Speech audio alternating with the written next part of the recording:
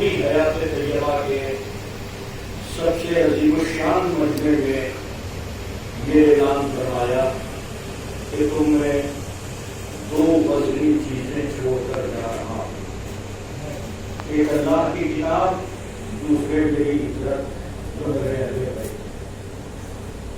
اور اس کے فوراً بعد ارشاد فرمایا کہ اگر ان دونوں سے متمسک رہو گے تو کبھی گمراہ نہیں ہوگے، یہاں تک کہ حوض کوثر پر مجھ سے آ کر مل جاؤ گے۔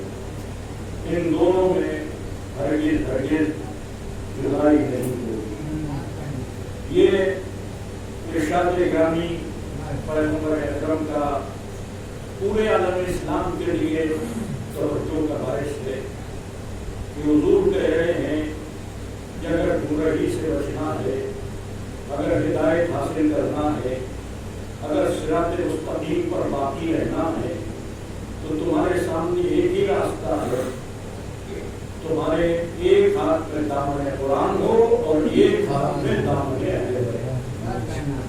بس ایک راستہ ہے، اس کے علاوہ کوئی راستہ نہیں ہے۔ سلوات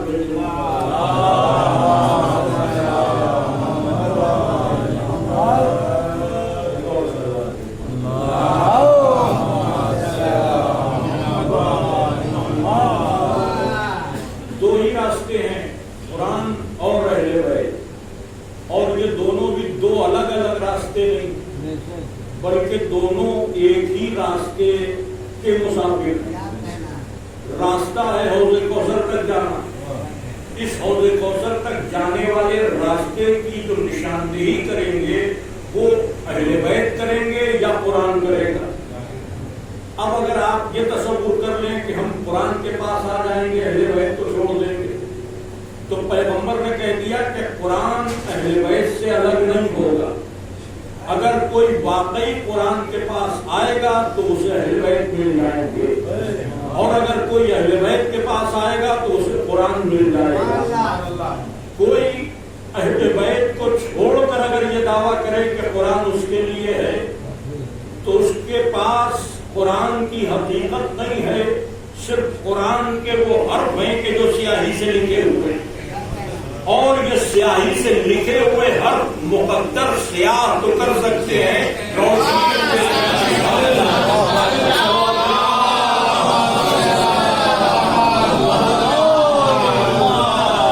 تو اگر ہدایت چاہیے تو در اہل بیت پر آنا پڑے گا۔ اور اہل بیت اطہار کے سلسلے میں نے مسلسل پہلی محرم سے اب تک حدیثیں آپ کی خدمت میں پیش کی کہ پیغمبر نے کن کن حدیثوں کے بارے میں گفتگو کی، کس طرح سمجھایا کہ اہل بیت اطہار کی عظمت کیا ہے۔ اس سے قبل کی مجلس میں قرآن کے حوالے سے بات ہو رہی تھی کہ اللہ نے بھی یہی چاہا کہ اہل بیت کی عظمت کا ڈنکا بجتا رہے، اسی لیے اس نے اپنے رسول کو مخاطب کر کے فرمایا کہ اے میرے رسول، ہم نے آپ کو کوثر عطا، قرآن کا جو سب سے چھوٹا سورہ ہے سورہ کوثر، اے میرے رسول ہم نے آپ کو کوثر عطا کی۔ کوثر کے لیے علماء اسلام تحریر کرتے ہیں کہ کوثر سے مراد جناب فاطمہ زہرا، اور جن کو یہ نہیں تسلیم ہے وہ بھی کہیں نہ کہیں اس بات کا اظہار کرتے ہیں کہ ہاں ایک معنی یہ بھی راویوں نے بیان کی، لیکن یہی معنی پیغمبر سے کہا گیا کہ ہم نے آپ کو نسل رسید ہے، یہی مفہوم۔ انہوں نے کوثر سے مراد چشمہ کوثر ہے، کوثر سے مراد خیر کثیر ہے۔ اگر خیر کثیر بھی مراد تو وہ کثیر خیر جو جاری ہوگا نسل پیغمبر ہی سے جاری ہوگا، آپ کے گھر سے وہ خیر کثیر نہیں جاری ہونے والا۔ لیکن ذرا سا آپ محسوس کریں تو میں آپ کی خدمت میں عرض کروں کہ یہ سورہ کوثر رسول پر تسکین بن کے نازل ہوا۔ کب؟ جب حضور کے بیٹوں کا انتقال ہو گیا۔ اب جب حضور کے بیٹوں کا انتقال ہو گیا تو جو مکے کے مشرک تھے انہوں نے کہنا شروع کیا کہ محمد ابتر ہو گیا، ابتر کے معنی جس کی نسل ختم ہو جائے، جو بے اولادہ ہو جائے. کہ محمد ابتر ہو گئے، بڑی خوشی منائی. خوشی کیوں منا رہے تھے؟ اللہ نے بیٹے تو رسول سے لیے، ان کو کیا خوشی؟ اس بات کو بھی سمجھ لیے کہ ان کو کیا خوشی. ان کا یہ کہنا تھا کہ یہ جو دین پھیلا رہے ہیں، ہمارے بتوں کے خلاف جو آواز اٹھا رہے ہیں، جو سارے بتوں کا انکار کر رہے ہیں اور کسی وحدہ لا شریک کی بات کر رہے ہیں، تو یہ جب تک ہیں کریں گے. جب یہ چلے جائیں گے تو ان کا پیغام کوئی پہنچانے والا تو ہوگا نہیں، کیونکہ یہ معاذ اللہ ابتر ہو گئے ہیں، ابھی بے اولادیں تو ہیں. تو یہاں سے یہ بات معلوم ہوئی کہ مشرک بھی جانتے ہیں کہ دین پھیلتا ہے تو اولاد کے ذریعے. محمد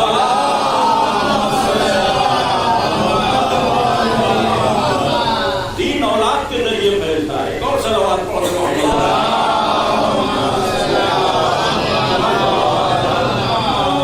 اب انہوں نے خوشی منائی کہ ابتر ہو گئے، تانے ابتر دیا. تب اللہ نے تسکین کے لیے یہ سورہ نازل کی، انا آتینا کل کوثر. اے رسول، ہم نے آپ کو نسل کثیر عطا. اب یہ جو اعلان ہے تسکین کے لیے نہیں، بلکہ رسول کو بشارت زہرا دی جا رہی ہے. بی بی کی آمد کا اعلان ہو رہا ہے کہ میرے رسول، ہم نے آپ کو نسل کثیر عطا. اور عطا کچھ اتنی اہم ہے کہ اللہ کہہ رہا ہے وصلی لربک وانحر، اپنے رب کی نماز پڑھیے اور قربانی دیجیے. بھئی جب اللہ عطا کر رہا ہے تو شکرانے میں کچھ ہونا چاہیے. تو شکرانے کے طور پر کیا کہا کہ اپنے رب کی نماز پڑھیے اور قربانی دیجیے. اس کے بعد فرمایا کہ انا شانئک هو الابتر، وہ جو آپ کا دشمن ہے اس کی نسل منقطع ہو. آپ کا دشمن منقطع نسل ہو گیا، آپ کا دشمن ابتر ہو گیا. اب یہ بات واضح ہو گئی کہ جب مشرکین مکہ نے تانے ابتر دیا تو اللہ نے کہا کہ رسول، ہم نے آپ کو کوثر عطا کی. یہیں سے کوثر کے معنی بھی طے ہو جاتے، یہیں سے کوثر کے مفہوم بھی طے ہو جاتے. اس لیے کہ علماء اسلام لکھتے ہیں کہ کوثر سے مراد چشمہ کوثر ہے. زیادہ تر لوگوں نے یہی کہہ دیا. کچھ لوگوں نے لکھا کہ نسل کثیر. میں دن میں عرض کر چکا ہوں کہ فخر الدین رازی اور جلال الدین سیوطی نے ایک روایت یہ بھی بیان کی کہ اس سے مراد حضرت زہرا، لیکن مسلمانوں کی بڑی اکثریت نے اس سے انکار کیا کہ کوثر سے مراد جناب معصومہ. سوال یہ کہ یہ سورہ کب نازل ہو رہا ہے؟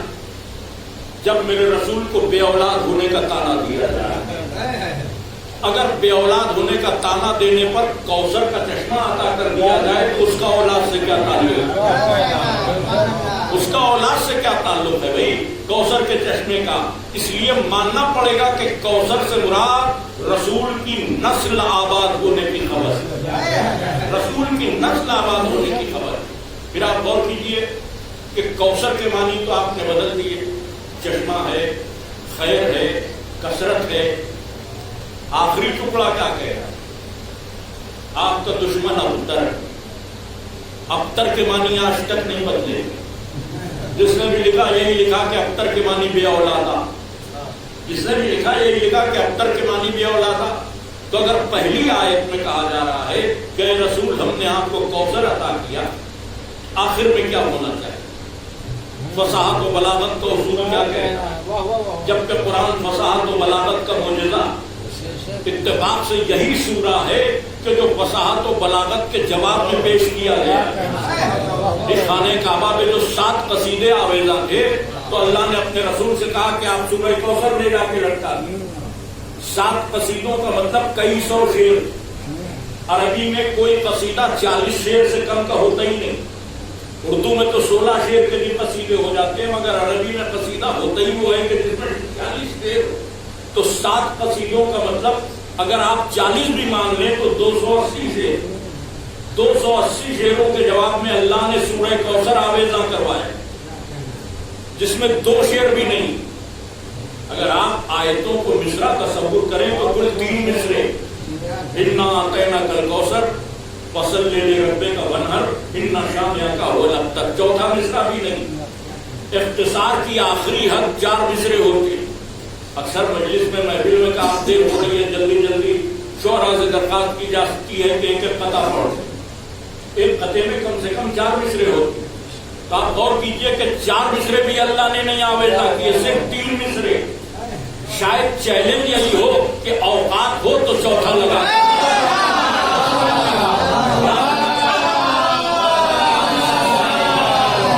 غور کیجئے کہ یہ 3 مصرے فصاحت اور بلاغت کا معجزہ بن کر خانہ کعبہ کی دیوار پہ لگتا ہے۔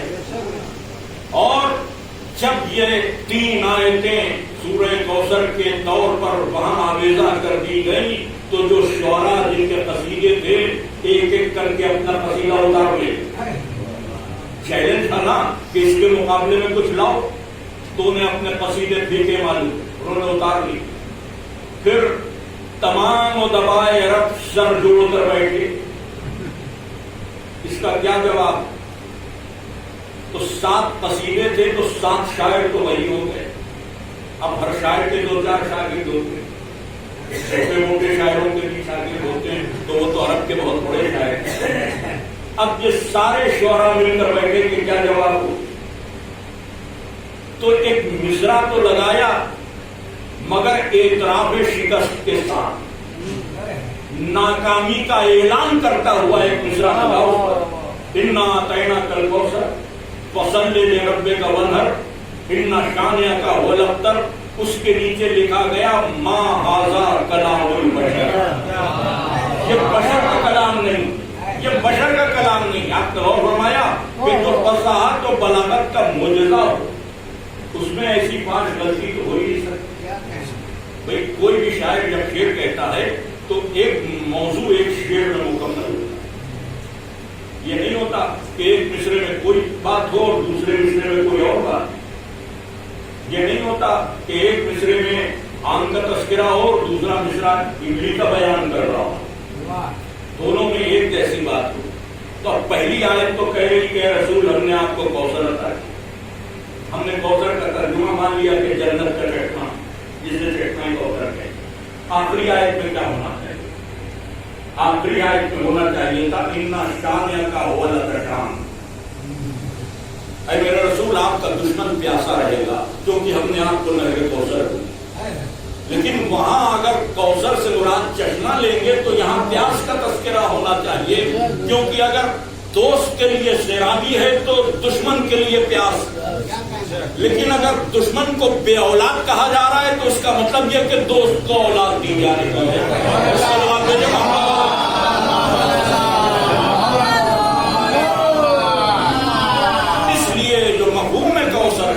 وہ کثرت نسل سے، جو مفہوم کوثر ہے وہ کثرت نسل سے، اس میں ہرگز یہ تصور بھی نہ کیا جائے کہ چشمہ کوثر دیا جا رہا ہے۔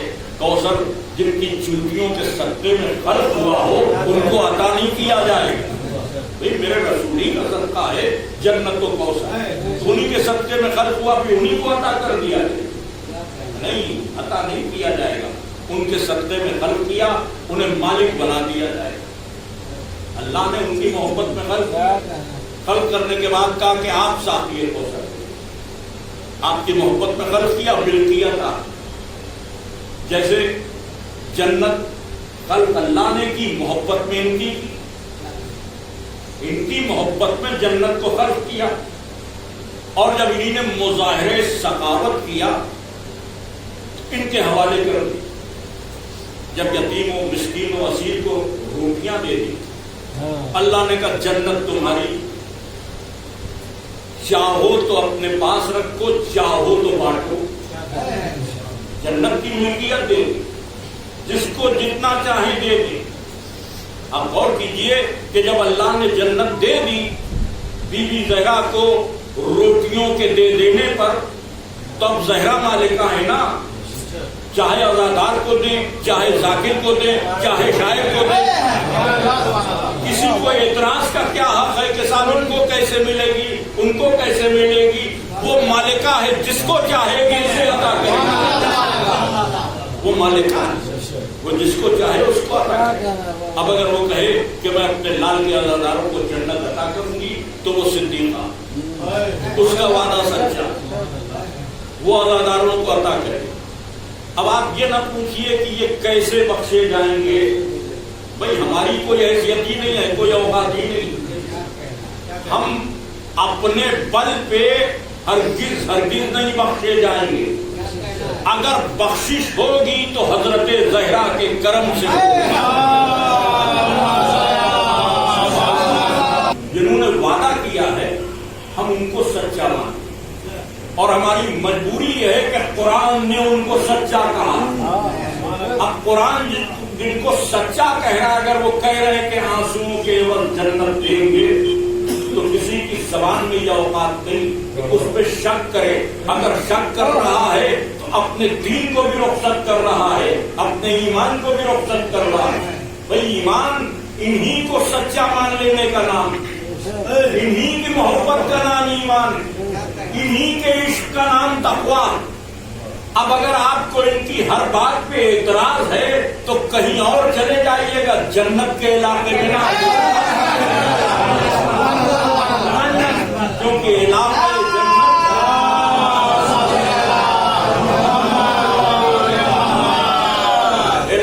جنت ان کی ملتی ہے، ان کی ملتی ہے. جس کو چاہیں اس کو عطا کریں، جیسے چاہیں ویسے عطا کریں. مختصر سی گفتگو ہے اور طویل باتیں نہیں عرض کی جا سکتی. انشاءاللہ جو تفصیلات ہیں وہ 13 محرم اور 14 محرم کی مجالس میں آپ کی خدمت میں پیش کی جائیں گی. بات کو یہیں پر روکتے ہوئے کہ وہ مؤتی ہیں، وہ عطا کرنے والے ہیں، ہم گناہ گار ہیں، ہمیں اپنی حیثیت کا بھی پتا ہے، ہمیں اپنی اوقات کا بھی پتا ہے. ہم جانتے ہیں کہ اگر وہ عدل سے کام لے تو شاید ہم اس کی عدالت کی تاب بھی نہ لا پاتے، ہم اس کی عدالت کی تاب بھی نہیں لا پاتے. ہمیں پورا اعتراف ہے کہ ہم گناہ گار ہیں. بس امید اور سہارا ایک ہی در ہے، حسین ابن علی کا در، اہل بیت اطہار کا در. اگر اس در سے رشتہ جڑ گیا دل کا تو منزل پار. لہذا ہر مومن کو یہی دعا کرنا چاہیے کہ اس کا رابطہ آل محمد سے ہے، اس کا رابطہ ان سے جڑا ہے. اور ان سے رابطے کے لیے جو سب سے بہتر طریقہ ہے وہ پڑھ کے اللہ، اس سے بہتر کوئی راستہ نہیں ہے. اہل بیت سے رابطہ اس کو آتا، بس اس فرش پر آ جائیں، خلوص کے ساتھ آ جائیں. جب فرش بیت جائے تو پھر یہ خیال نہ کریں کہ انہوں نے بچھایا ہے کہ انہوں نے بچھایا، ان کے گھر مجلس ہے کہ ان کے گھر میں. فرش بیت گیا، اب میزبان وہ شہزادی ہے کہ جو جنت سے رومال سفید. اب جب وہ شہزادی ہے تو نظر میں اس کی رضا رہے، ذریعہ نہیں. یہ اپنے سب کے دل طے کر کے کہ وہ مجلس میں کس لیے آئے، چہرہ دکھانے آئے ہیں کہ رسم نبھانے آئے ہیں کہ بیوی زہرا کو غصہ دے گیا، جیسی نیت اسی اعتبار کی شرکت. اور الحمدللہ ہمارا قبیلہ اور ہماری قوم کا بچہ محرم میں یہی تصور کرتا ہے کہ نبی کے لوٹے ہوئے گھر کا غصہ نبی کو دے دیا. بس آج محرم کی 12ویں تاریخ ہے، اور آج ہی وہ تاریخ ہے کہ جب اہل حرم اسیر ہو کر کوفہ پہنچے. یعنی جب کاروان کوفہ پہنچا تو ایک جساس جو دیوار بنا رہا تھا اس نے شور سنا، اور جب اس نے شور سنا تو شاہراہ پر آیا کہ دیکھیں یہ شور کیسا. تو اس نے دیکھا کہ کچھ لوگ روتے ہوئے چلے آئے. اس کے بعد وہ ٹھہر گیا تو اس نے دیکھا کہ کچھ ناطے آ رہے ہیں جو بے جوان ہیں، ان پر کچھ بیویاں بیٹھی ہیں جن کے ہاتھ پسے گردن بندھے ہوئے، مگر غیرت مند اتنی ہیں کہ چہرہ بالوں سے چھپائے. اس کے بعد ان کے سینہ پر کچھ سر ہیں، ایسا لگتا ہے کہ کوئی کلبہ تحقیق کر دیا گیا، اس لیے کہ یہ سپاہیوں کے سر نہیں ہیں، یہ مختلف سن و سال کے سر ہیں. شریفوں کے بھی ہیں، جوانوں کے بھی ہیں، اور چھوٹے چھوٹے ان بچوں کے بھی سر ہیں کہ جن کا مقتل میں جانے کا تصور بھی نہیں کیا جا. وہ بڑی حیرت سے پوچھنے لگا کہ یہ کس کا کارواں؟ تو رونے والے کچھ لوگوں نے بتایا کہ نبی کا نواسا کربلا پہ پیاسا شہید ہو گیا۔ اس نے عجب منظر کشی کی، کچھ لوگ رو رہے تھے اور کچھ لوگ خوشی کا اظہار کر رہے۔ قیدیوں کو ابن زیاد کے دربار میں لے جایا گیا۔ خدا لعنت کرے ٹولی پر کہ جس نے ابن زیاد کے سامنے امام حسین کا کٹا ہوا سر رکھا۔ اس وقت وہ ملعون ناچتا لگا۔ سیلانیاں دربار میں لا کے اس طرح استادہ کر دی گئی، ان کو بیٹھنے کے لیے اجازت نہ، ہاتھ پسے گردن بندھے۔ کبھی ان تفصیلات کو پڑھیے تو کلیجہ خون ہونے لگتا۔ دربار میں جب لایا گیا تو اس کام سے کہ ہاتھ پسے گردن بندھے تھے، اب گلوں میں رسم نگامی، ایک رسم میں 12 گلے اور بیویوں کے گلے رسم میں، اسی میں حسین کی بچی 4 برس کی سکینہ، اس کا گلا بھی رسم ہے۔ کس اذیت میں ہے بیوی، اگر پورے قص سے کھڑی ہو جائیں تو سکینہ کا دم گھٹتا ہے، اگر بیٹھ جائیں تو بیٹھنے کی اجازت نہیں۔ عجب رکوع کی سی کیفیت ہے اور ابن زیاد کا دربار ہے اور وہ ملعون فخر و بہار کر رہا ہے۔